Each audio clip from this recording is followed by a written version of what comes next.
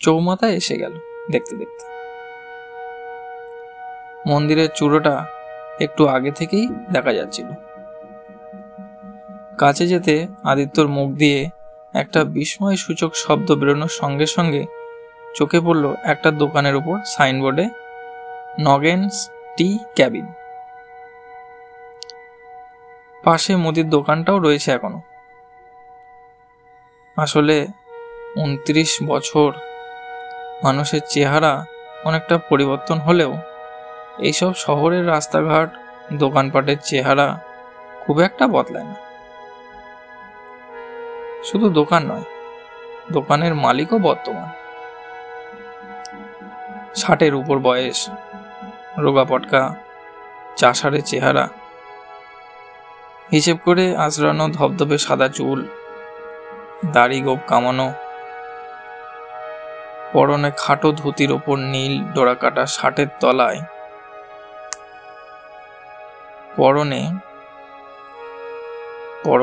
খাটো ধুতির ওপর নীল ডোরাকাটা শার্টের তলার অংশটা দেখা যাচ্ছে সবুজ চাদরের নিচ দিয়ে। কোত্থেকে এলেন আপনারা?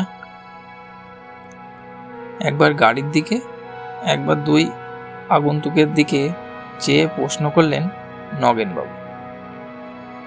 স্বভাবতই আদিত্যকে চিনতে না পারার কোনো প্রশ্নই ওঠে না। দেত্তদারগঞ্জ, বলল আদিত্য। যাব কলকাতা। এখানে? আপনার দোকানে চা খেতে আসা। চা খাবেন বই কি? শুধু চা কেন? ভালো বিস্কুটও আছে, চানাচুর আছে। বরং নান খাটাই দিন দুটো করে। আমরা দুটো টিনের চেয়ারে বসলাম। দোকানে আর লোক বলতে কোণের টেবিলে একজন মাত্র, যদিও তার সামনে খাদ্য বা পানীয় কিছুই নেই। মাথা হেট, হয়তো ঘুমিয়ে পড়েছে। ও সাঞ্জেল মশাই,